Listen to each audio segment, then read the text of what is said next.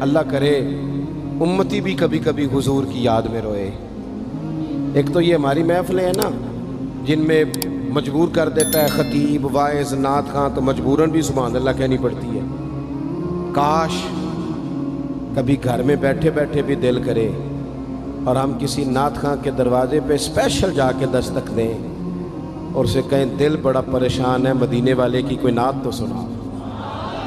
کبھی ایسا بھی ہونا کہ گھر میں پیسے نہ ملنے پہ تو ٹینشن ہوتی ہے، اور کوئی مقدمہ آ جائے تو پریشانی ہوتی ہے، لڑائی ہو جائے تو ہوتی ہے، کبھی یوں بھی تو ہونا رات کو ابا جی رو رہے ہوں بستر پہ اور بڑا رو رہے ہوں اور تڑپ کے رو رہے ہوں، بچے آ کے اماں سے پوچھیں کیا مسئلہ ہے ہمارے ابا کو، کوئی پریشانی ہے، کوئی ڈاکٹر کو بلائیں، کوئی دکھ ہے؟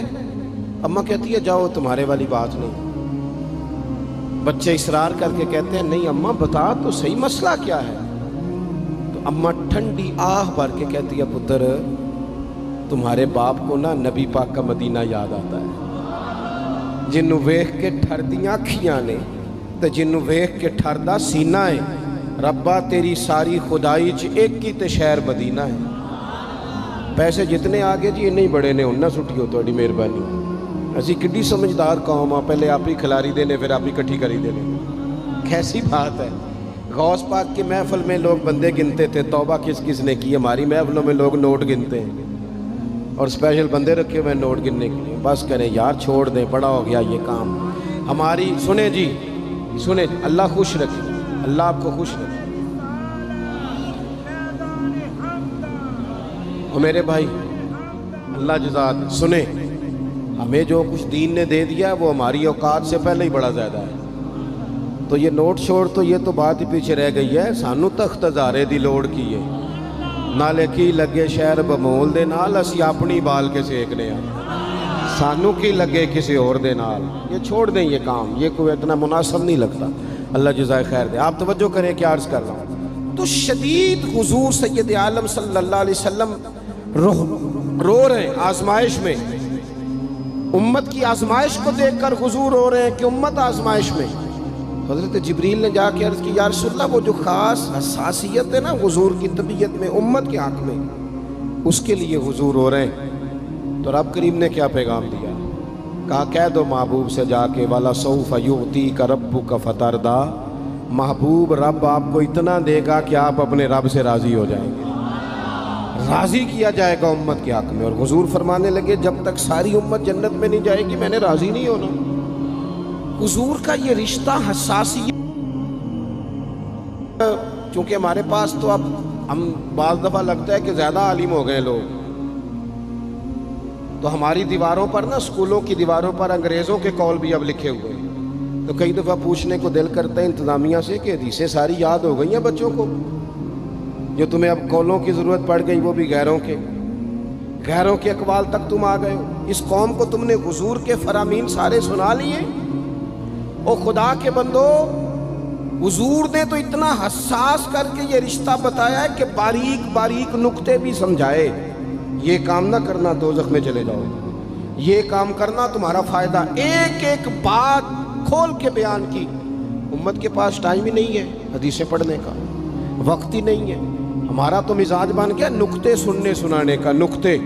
وہ ہمارا نقیب محفل اسٹیج پہ بھاگ کے ادھر جاتا ہے، پھر بھاگ کے ادھر آ جاتا ہے۔ وہ کیوں ہونے لگا؟ کہتا میں جملہ دین لگا۔ او خدا کے بندے تو جملہ رہن دیکھا، تو کوئی آیت دے، تو کوئی حدیث پاک پڑھ۔ اور پھر وہ بعض اوقات میں تو چونکہ کمزور سا بندہ ہوں، تو وہ جب 50 کو دفعہ کہتے ہیں نا تیار ہو جو جملہ دین لگا، تو ایسے لگتا ہے جملہ نہیں آئے گا کوئی ایٹم بم بھی آئے گا۔ بھائی تو دے دے جو تو نے دینا، اتنا پریشان تو کس بات کا ہو گیا؟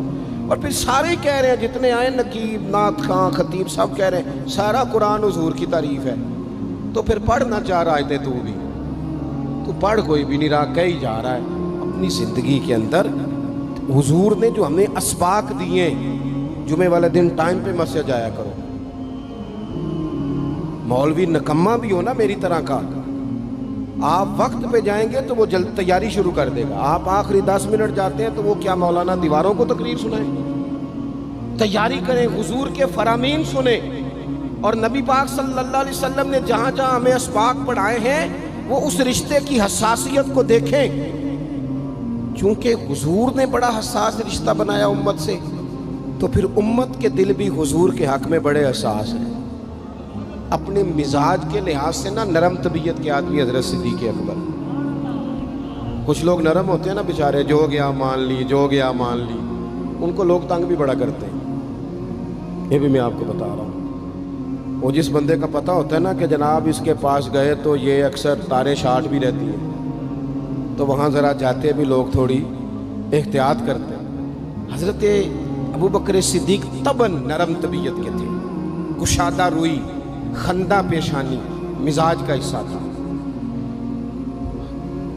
وہ دیر تک صبر کرنے کے عادی تھے، لیکن ایک دن ان کے والد آئے جناب ابو قحافہ رضی اللہ تعالیٰ عنہ، بعد میں انہوں نے کلمہ پڑھا۔ وہ ایک دن حضور کی بارگاہ میں شکایت لے کے آئے۔ اب کسی اس بندے کی شکایت آ جائے نا جس کی توقع نہ ہو، جس سے توقع نہ ہو۔ کسی نے کہا تھا نا کہ تجھ سے شکوہ نہیں بے وفائی کا، پر تجھ سے امید بے تحاشا تھی۔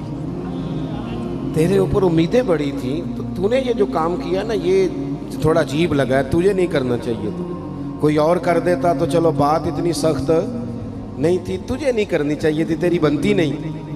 حضرت صدیق اکبر طبعی طور پر نرم آدمی، لیکن ان کے والد آئے حضور کی بارگاہ میں، اور بزرگ ہیں اور نابینا ہیں اور لاٹھی تھامے ہوں، اور انہوں نے بڑی عجیب بات کی، کہا یا رسول اللہ حد ہو گئی، آج تو ابو بکر صدیق نے مجھے تھپڑ مارا ہے، تھپڑ مارا ہے۔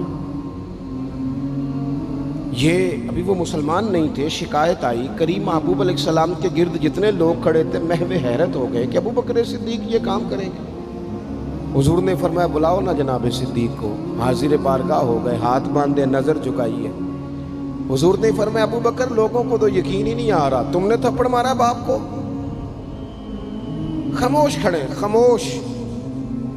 کریم نے فرمایا ابو بکر سن رہے ہو میں نے کیا کہا، باپ کو مارا ہے؟ چپ کھڑے۔ تیسری دفعہ حضور نے فرمایا بولتے کیوں نہیں؟ انہوں نے نا گردن اٹھائی، آنسو ٹپ ٹپ داڑھی پہ گر رہے، رو کے عرض کرنے لگے یا رسول اللہ باپ سے کہیں خنجر لے کے میرا گلا کاٹ دے، میں سی نہیں کروں گا، پر اس نے نا آج آپ کے بارے میں بات کی ہے، آپ کی شان اقدس کے بارے میں کچا جملہ بولا ہے، آپ کے بارے میں کمزور بات کی ہے۔ یا رسول اللہ میں سارا کچھ سہ سکتا ہوں، پر آپ کا اور میرا رشتہ، حضور آپ کی اور میری بات، تن تندور تے ہڈیاں پالن، اسی ہاں نال تپایا، کپ کپ مکیاں پیڑے کیتے، اتوں عشق پلیتھن لایا، تن دا سالن تے من دی ہانڈی، لون صبر دا پایا، غلام فریدہ میں ساری تیری، تینوں وجہ یقین نہیں آیا؟ فرمانے لگے، عرض کرنے لگے یا رسول اللہ صلی اللہ علیہ وسلم انہوں نے آپ کے بارے میں بات کی ہے، شکر کرے میرے ہاتھ میں تلوار نہیں تھی، ورنہ میں باپ کا سر کاٹ دیتا، اس لیے کہ ہر چیز برداشت ہے۔ محبوب کی شان کے بارے میں کوئی بات کرے یہ امت کو برداشت نہیں ہوتی، ہم یہ کیسے قبول کریں، کیسے اس بات کو قبول کریں؟ عزیز بھائی اس رشتے میں حساسیت، آپ دیکھیں